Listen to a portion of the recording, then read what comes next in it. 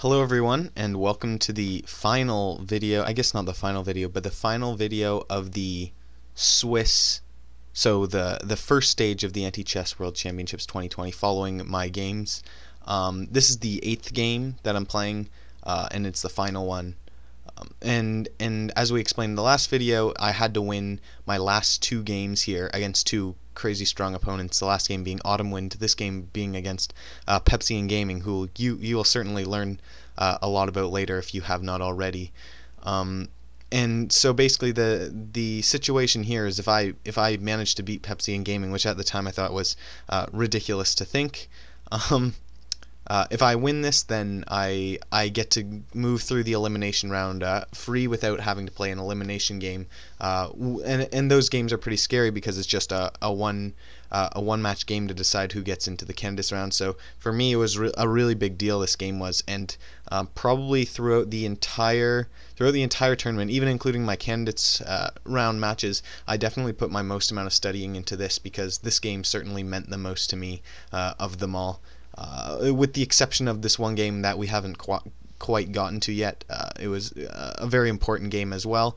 But this game up against PepsiNGaming, the winner between us two, just the way the points worked, as I previously had stated, moves on to the candidates round without having to play an elimination game, and the loser of us two does have to play an elimination game. So I did a ton of studying, and although I didn't think it would make a difference or that much of a difference, I was really hoping I could get a couple games out of it. Obviously, PepsiNGaming being... Oh, I just realized... okay, let me just say PepsiNGaming being an incredible player, but I should probably... give me 1 second. There we go. But yeah, so... This was definitely an interesting matchup. I definitely did all I could. And so let's just find out. PepsiNGaming, obviously, as most of you know, went on to win the Anti-Chess World Championships 2020 this year. And so just basically by stating that, you already know that it's going to be an interesting match. After I prepared a ton, talking to him after, I didn't mean to do that. Hopefully you didn't see anything.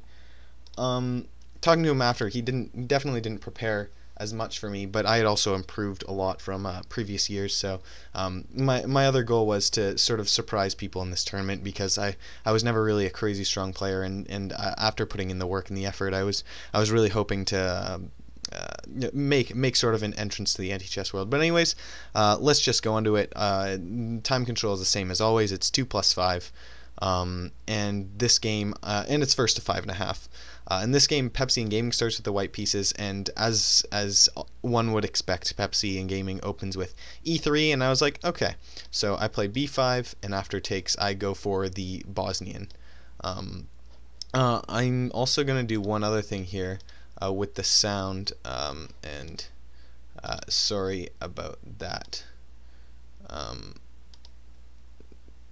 Okay. And so I go for the Bosnian, and oh wait, that's the old defense. Just testing to see if the sound works, obviously. So he captures here, and I capture back, and I really forget, to be honest, what I was expecting. I was probably expecting d3 or c5, queen a4, but Pepsi goes for c4, and after that he plays b3. And okay, so I'm a little bit out of theory now, which is probably what Pepsi wants to do. He wants to put it away from lines that I may have studied, and this is probably the way to do it. So after queen takes, I go for e6. This just opens up my bishop, and it allows my knight to develop. It's just a nice move. So after capture, Pepsi goes for bishop to a3, and we trade once again. And at this point, I didn't really have a solid mood in mind, so I ended up just playing queen g5, basically saying, okay, I'm going to develop my pieces. Maybe I can get my rooks more involved. Maybe I can bring my king into the game. And here, knight e2 or g3, and Pepsi goes for g3. And this sort of makes, this is where I make the blunder that sort of loses the game here. There's a very important distinction from capturing here, and I didn't see it at the time. What you have to do here is you have to capture here. What will happen is you'll capture here, white will recapture with the d pawn, and you're both okay. It's a pretty even position.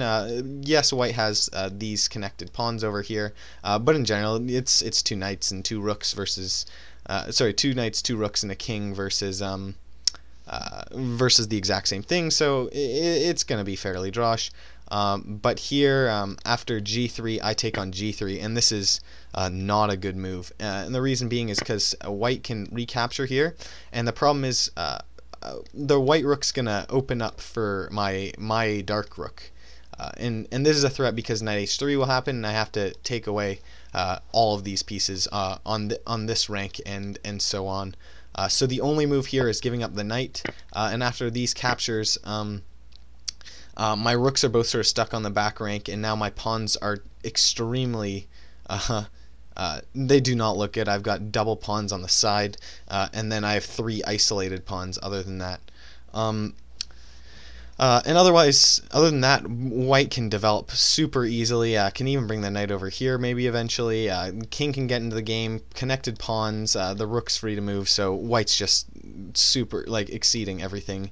So Pepsi continues development with knight h3, and I push c5. I need to gain as much space if I'm going to win this game, but white just plays the very nice knight c2. It's just a nice waiting move, and I'm playing king d8 now. I want to get my king into the game, but obviously I can't bring it in over here because of a move like rook b1 could become a threat. So I'm thinking maybe I want to do this, but e4 now moving my knight back. But I play knight to b6. I want to keep my knight as active as possible, and now king e2, bring the king into the game. And we now have oh, that's my turn. For lack of a better move, I end up playing knight d5. And my thought process here is now I have these 2 pawns in the middle. Maybe Pepsi makes a mistake, maybe gives up a couple pieces, because Pepsi is also playing extremely fast, has about 3 minutes right now, or something like that, which is almost which is a lot of time. But here Pepsi plays a very nice move that most people don't see, and that is d4. And he plays it almost immediately, because after I capture and the knight captures, this knight controls basically everything now. My rooks can't get out, so I'm completely stuck here. So I go king d7. I just want to get rid of the knight, but Pepsi goes no problem, knight e6, and after the king takes, starts pushing these side pawns over here. So I move my king away to d6 and just plays f5. I now go for a5. Oh wait, that's h5. I go for a5. I have trouble with... Oh, I guess I don't do either of those things. Oh, that's the next move. I play rook h to d8, and then after f6, the 2 moves that you have to play here, or I guess not yet, but after... oh, maybe it is that move. Yeah, so the 2 moves, one of the 2 moves that I have to play here is, I just did something wrong. Sorry, give me a second. That's totally my fault. We're gonna flip the board again. My apologies. So anyways, we do have f6 there, and the 2 important moves here is I rather have to play my king to d7, and then there's one other sort of a strange move. I forget what it is, but it's something like that, or I've got to give up the king or something like that. But that's not going to do anything. Reason being is if I move my king down, then after this pawn push, I can give up the rook and then recapture with the king. But instead, I play a5 here. And Pepsi just pushes the pawn, and it's game over now. I've got 2 rooks controlling the square. There's nothing I can do to stop it. And so I just push d4, and after f8 queen, and I take, it's game over. We have f3, captures, rook b1, I capture again, rook f1 now, takes, and after a3 and rook to f3, PepsiNGaming is now leading. Oh, that's the wrong one. Wow, I'm having trouble today. PepsiNGaming is up 1-0 after the first game. But anyways, that wasn't too surprising for me. I figured, okay, Pepsi wins the first game, but now we're moving on to game 2, and I've got the white pieces, and this is what I was really comfortable with. I'm very comfortable with studying when I play E3. And so I just go for E3, and Pepsi goes for B6. One of the lines I certainly prepped. I definitely looked at his B6, at his C5. Quite intense, because those are the two strongest moves and the two moves that he plays most often. So bishop a6, and after the take I go for the improved queen attack, queen h5, and we see c5. After these captures, this is sort of the main line in this day and age, and then after b4 we have c takes b4, d3, and rook takes, and b3 now. Generally in this position, most people now, I know it's only a couple months later, but the stronger move is probably queen c7, really because white has to play this move, and then after that white has to play bishop b2, which forces the queen to take here. That's sort of the main line, but during this game Pepsi played b3, which I had prepped for. So after c takes b3, knight c7, and now I develop my bishop onto this very nice diagonal. And my hope was that he would do this and play b5, which is exactly what happens, because now I have bishop a5, and Pepsi goes for knight e6, which looks like a really nice move because it threatens a lot of these pieces here. But after I take and the king recaptures, in my studying I came across this brilliant move of e4. And black's best move is actually d5 here, but it's just really complicated. Black is really stuck, and my pieces are extremely nice, and now I have a space advantage as well. So Pepsi moves the knight back, and I push forward with e5 now. We now have knight to e8, bringing the knight all the way back, so we've got all of black's pieces on the back rank. And I just play d4, I just develop even more. And then Pepsi goes for bishop a6. In this position, I give some advantage away with king e2, but really in a position like this, it's not too much of an advantage because black is still very stuck on the back rank. But anyways, Pepsi plays king c7, and I just continue developing with knight e2. I also have the threat of this.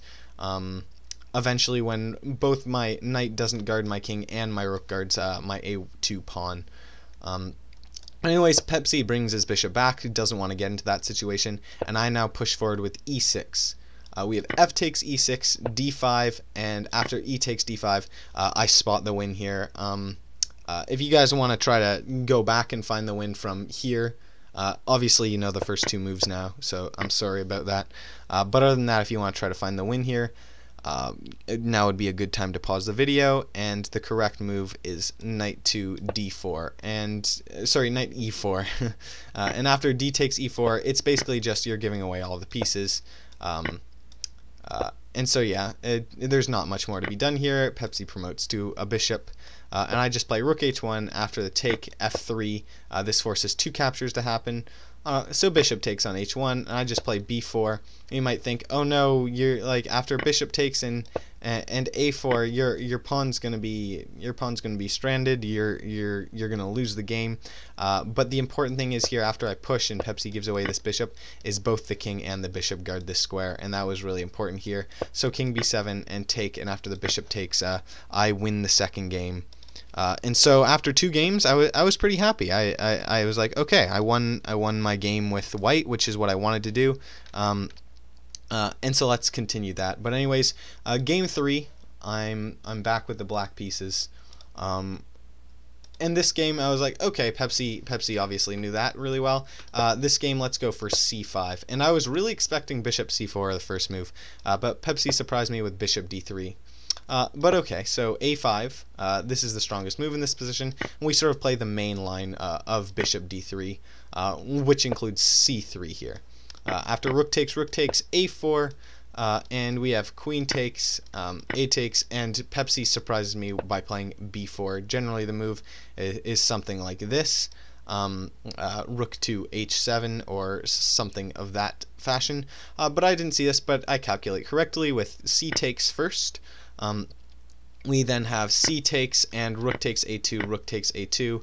And I actually did prep a little bit of this line, and it actually comes to be funny. After queen a5, pawn takes, and knight a6, white only has three okay moves, one of them being king f1 for really who knows why. It's just one of those moves where it's like, oh yeah, the king's one square over, so now you're safe. But the two main moves that don't lose are rook to h6 and knight to a3. And I had prepped a little bit of rook to h6 because that just made sense to me, and I just knew all other moves lost. Because I thought, who's going to play knight? It just looks like such a strange move. Who's going to play knight to a3 in this position? Well, none other than PepsiNGaming plays knight to a3 in this position, and I see it as something that's not rook h6, and so I think, oh, okay, this is probably winning for me now. And so I give away basically all of my pieces just assuming it's winning, when in fact after Pepsi promotes to king, there's pretty much any promotion wins there, but after king promotion, Pepsi's actually winning now. And I didn't really know what to do, so I just played bishop b7, and after king takes e7, bishop takes g2, and rook takes, bishop takes, Pepsi now takes on g7, and after I take the knight, Pepsi even captures this g8 knight, and now my bishop is stranded down here. So Pepsi goes for knight f3, and after the capture here and the king recaptures, this is completely winning for white. And the thing that surprised me the most about Pepsi is he plays these games and he's like I studied really hard and I just absolutely got crushed, and he's at like 3 minutes, so like he's not even spending time thinking about these moves. It's just like, oh yeah, like easy moves. But now, so I just push forward as fast as I can with d5, and after e4, d takes e4, we have rook to a4. After e takes, we now have rook to g6. This gives up this piece, and after this, we have king to d3, and this is just a nice endgame. And after g5, Pepsi goes for rook to f4, pawn takes, and after giving away the king and advancing the pawn, this is game over. I just promote to knight for fun, I guess. But this puts Pepsi up 2-1 now. In this incredibly important match, but no matter, I continue on. This is sort of what I was expecting, but now I've got the white pieces again, and this time when I play e3, Pepsi goes for c5, and okay, so I also was looking forward to this. After knight takes, I just go for the classical variation, and play d3. We now have knight to c7. Oh, never mind. Sorry, that would have been a bad move. b3 and then knight to c7, which is actually formally known now as the gopher defense that Pepsi plays. And okay, I play knight e2, and I'm sure I've gone over this before. Knight e2 isn't the strongest move. I think it's b4, but I really like this because after knight to e6, d4, knight takes, queen takes, my pieces are really nice, as well as when your knight's still back here, black can enter a queen race and take your king down here. But because my rook captures here now, black has to play one of these moves. If we were back here and I didn't play knight e2, instead I did this sort of thing, or something of this fashion, black's going to be able to, like, if I don't take here, say I take somewhere else, like here, then black can enter a really nice queen race, take my king, and is looking pretty good. So I go for knight e2 for this reason. So after these captures, black has to play something like this, because if queen a5, I take, you can't take the king here because rook just recaptures and now your bishop's opened up on this diagonal.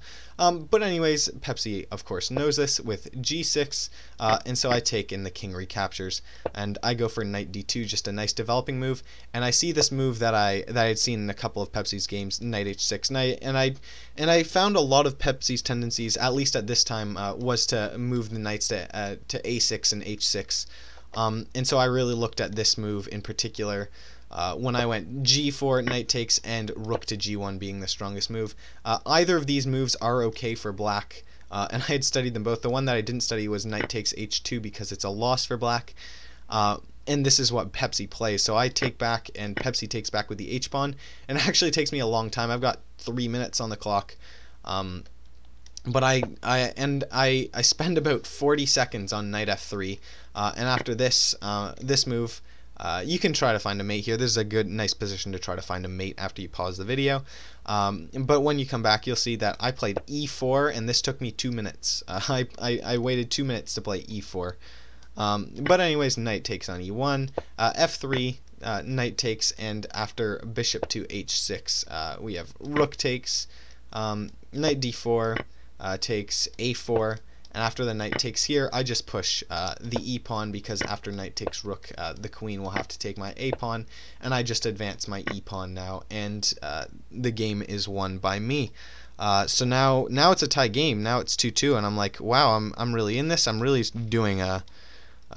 doing well with the white pieces, and so I really want to keep this up if I can. Anyways, we're now moving on to game 5. In game 5, I have the black pieces once again, and here Pepsi goes for e3, and okay, I go for c5, and this is exactly what I was expecting with bishop c4. I had studied this particular opening against his match with Ultimate Super Player, who he had also played. But anyways, d5, bishop takes, queen takes, and Pepsi's favorite move, queen g4. And after take here and the queen recaptures, I go for bishop h3, and knight takes h3. The important move here, g6, obviously you don't want to get into this capture. So queen takes on b7, and now c4. We now have queen takes on a7, rook takes on a7, and Pepsi plays this tricky move of b3. Point being is if I capture with the pawn like this, Pepsi can recapture with the a pawn, and now I have to come down and take this rook. But of course I studied this for sure, and I took on a2. And okay, so Pepsi recaptures here, and I capture this pawn right here, and this is where I found Pepsi would make the losing move. He had this position against Ultimate Super Player, but Ultimate Super Player did not play the correct moves. After knight g5, now is a great time to pause the video and try to find the win. But I had studied this, and I definitely knew the win, and so I played rook takes c4. Because after now knight takes on h7 and rook takes here, Pepsi played knight takes on f8 and just resigned. Point being is I can just capture here, and after I capture this knight down here, you can capture this pawn, but I'm just going to recapture. But anyways, Pepsi would have to capture my rook back, and after I capture this knight, it's game over. And so that was a very quick win for me, and I was really happy that I could get a quick win, especially with the black pieces against Pepsi. And so that advances my score to 3-2, and so now I'm winning against this incredible player who I also forgot to mention is an anti-chess super grandmaster, ASGM. And so I was starting to get a little nervous, but I was like, okay, you can do this. And now I'm back with the white pieces, very comfortable. E3, and finally, as I expected, Pepsi goes for the Pepsi or Raven or Hippopotamus defense with NH6, which he didn't obtain the naming to after he had won a weekly after a weekly tournament playing only NH6. But I had this is one of the lines that I really studied hard, because I was like, I know he's gonna play it once because it's his opening, so I better know it pretty darn well. But okay, so B captures on a6, queen h5, and the two main moves are g6 and a5. But we see g6 here, and after take, I know exactly what I'm doing. I play knight c3, and after bishop takes, e takes. I didn't really expect this, so I didn't really study this line very much. I was really thinking that c6 was going to be played, but Pepsi knew the main line of the Raven defense and went for e5. And okay, I still know a couple moves from here though, so knight b5, at least in terms of the main line, and just knight e2 now developing. I'm pretty much out of moves, but yet I'm still making really strong moves according to Stockfish, who, by the way, isn't always right, but it's just a good resource to use. c6 and king d2 now just developing my king. And we now have queen to a5, threatening both these two things, but I actually don't mind if he threatens my a2 pawn, because this could open up black's queen side. So I just play king to d1, keeping my king safe, and after queen takes, rook takes, we have b4 advancing further. And so rook takes, and I play b3, just stopping the advance of this pawn. and we have rook to a4, giving away the rook. And after here, Pepsi also gives away the pawn, and develops the king into the game. And so I push a5. My position's looking really nice. There's not a lot Pepsi can do here.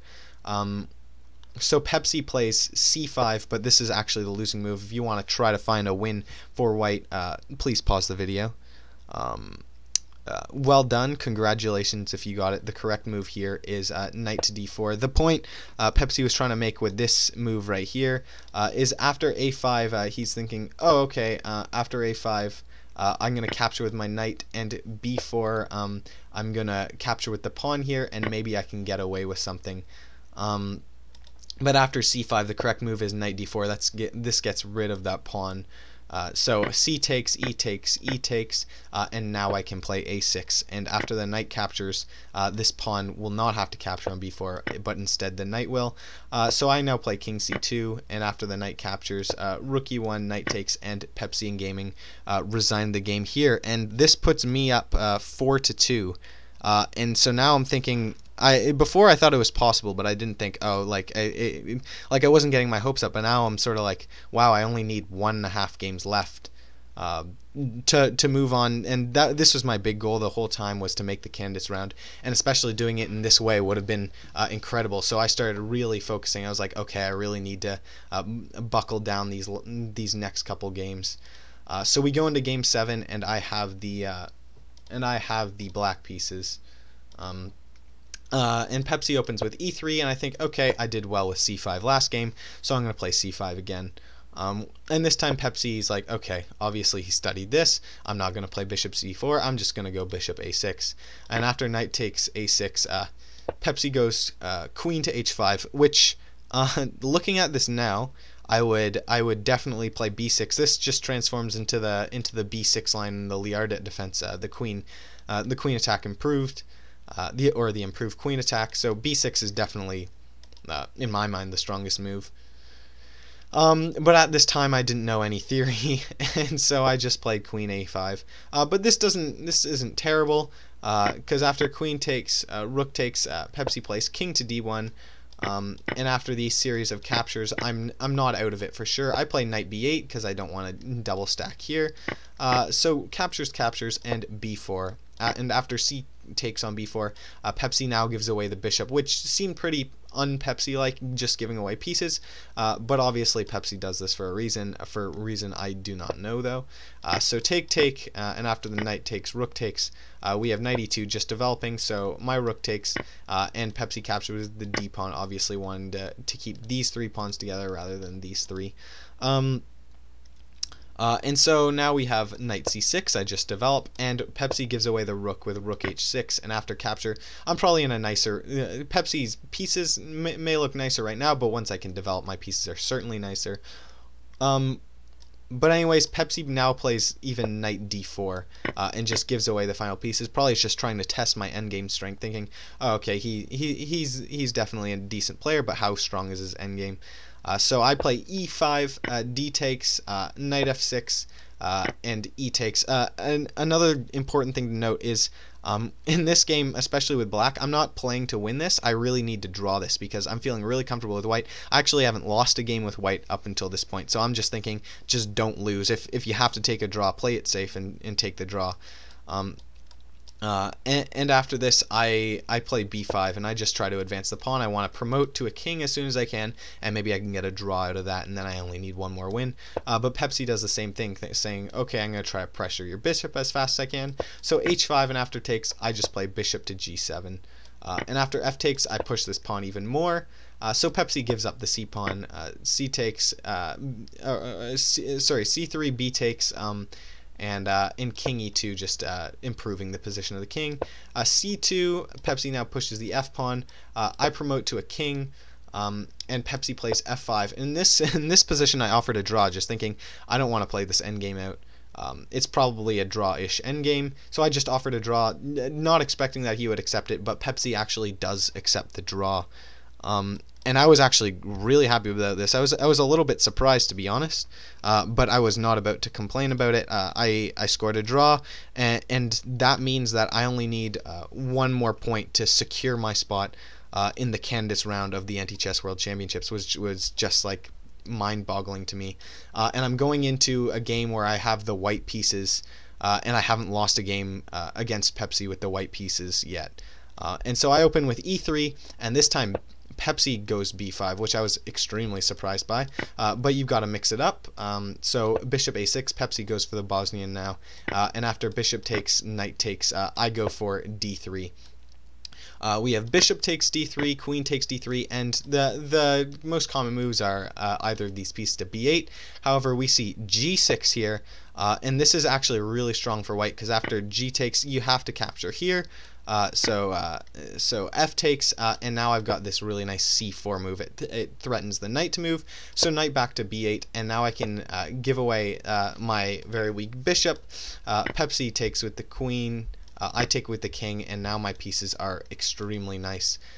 We have bishop to h6, but I'm just like, whatever, Pepsi can give away his pieces. I'm gonna continue this way. So bishop takes, king takes, and Pepsi now goes forward with the ambitious e5. And I just play c5. I'm thinking, okay, I'm going to pressure the knight here. And so after that, Pepsi moves his king into the game, king d7. Obviously, you don't want to have to take with the knight here. And I even go g4. I'm just thinking, okay, again, I just want to take up as much space as I can. And in this case,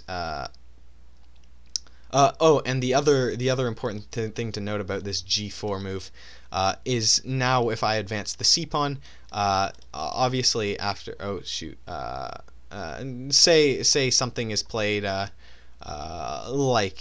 I don't even know, like knight to e7 or something. Now when I advance this pawn and king takes, now I've got this series of captures that will win me the game. And so that's also important to note about this position. So that's why Pepsi gives up the king.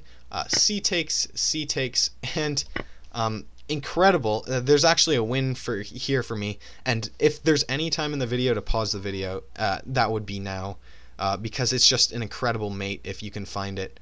I really suggest, even if you take like 5-10 minutes on it, like it's a really, hopefully it doesn't take 5-10 minutes, but it's a stellar move that I did miss, but I kept my position nice.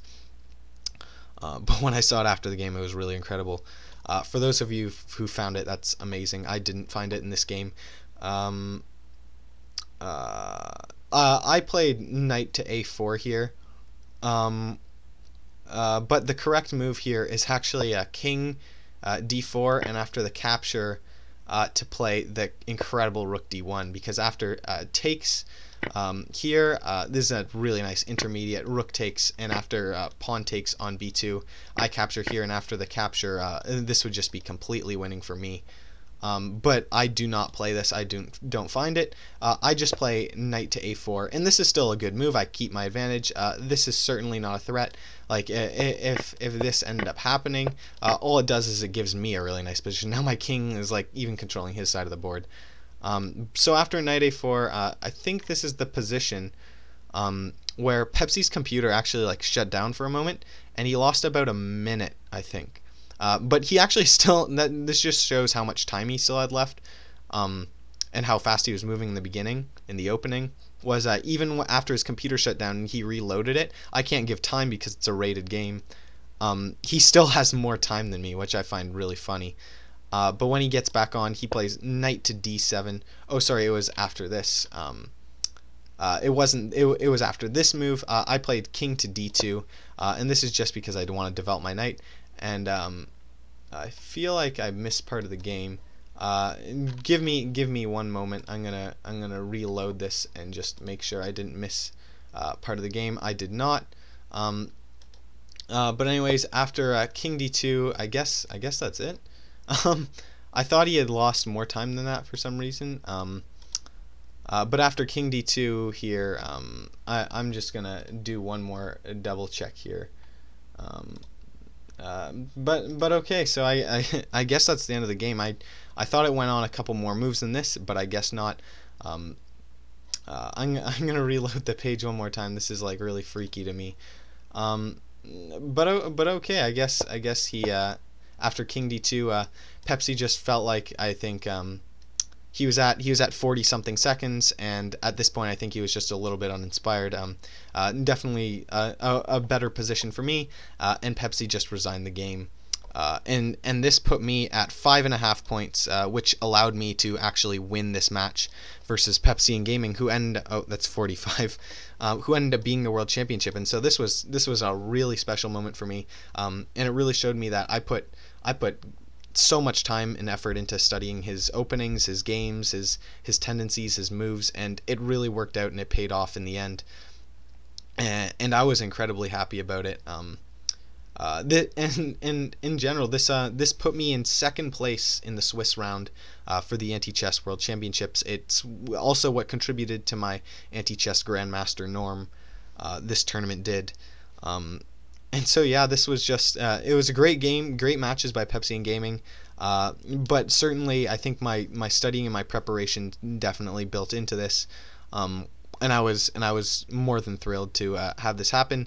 And so now in the next couple games we'll be looking at my pool play games. And my pool ended up being me, Grow Hatchet Grom, Autumn Wind, who won his elimination match against the Unknown Guy Reborn. Grow Hatchet Grom, forget. In any case, you can go to perpetualcheck.com /antichess, which is FIDE Master Arima Cat's website, and you can find all the results there, as well as on antichess.org, the International Anti-Chess Federation's website.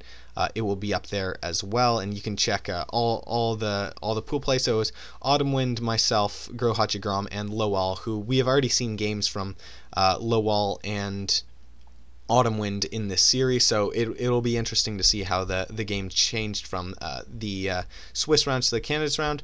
But in any case, thank you all for watching. I really hope you enjoyed reviewing my round 8 final Swiss round match against PepsiNGaming, and I really hope you enjoyed. I hope my commentary was good, and I thank you all for watching, and I will see you soon. Bye bye.